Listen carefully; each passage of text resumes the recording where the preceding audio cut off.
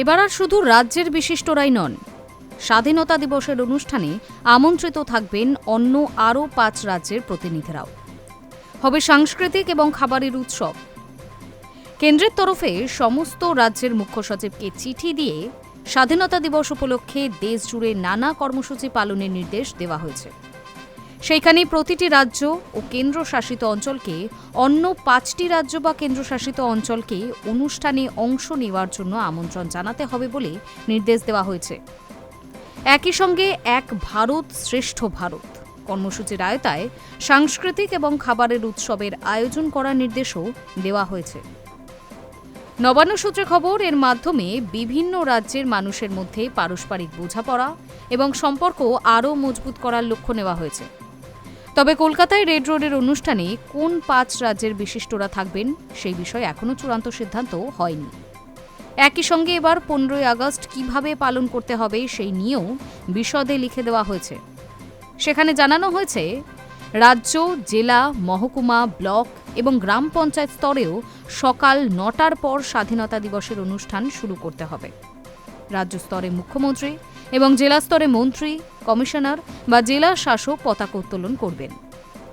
মহকুমা ও ব্লক স্তরে সংশ্লিষ্ট আধিকারিক এবং পঞ্চায়েত ও গ্রাম স্তরে গ্রাম বা পঞ্চায়েত প্রধান পতাকা উত্তোলন করবেন।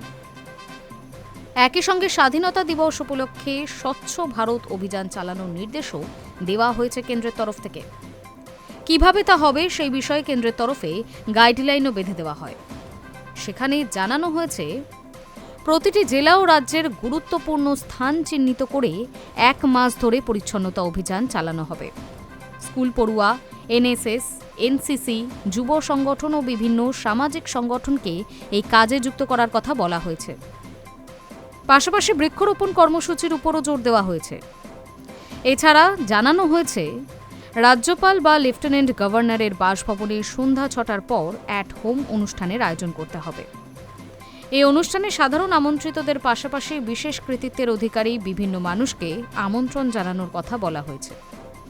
তালিকায় থাকবেন দিব্যাঙ্গজন, বিভিন্ন ক্ষেত্রে কৃতি ব্যক্তি, পরিবেশ রক্ষায় বিশেষ ভূমিকা নেওয়া মানুষ, স্বচ্ছতা কর্মী, পদ্ম পুরস্কারপ্রাপ্ত, শহীদ পরিবারের সদস্য, অলিম্পিক ও অন্যান্য গুরুত্বপূর্ণ ক্রীড়া প্রতিযোগিতার পদকজয়ী, শিক্ষক, স্বাস্থ্যকর্মী, সাহসিকতার পুরস্কারপ্রাপ্ত শিশু, মহিলা সরপঞ্চ, ছাত্রছাত্রী এবং নতুন উদ্ভাবনের সঙ্গে যুক্ত গবেষকরা।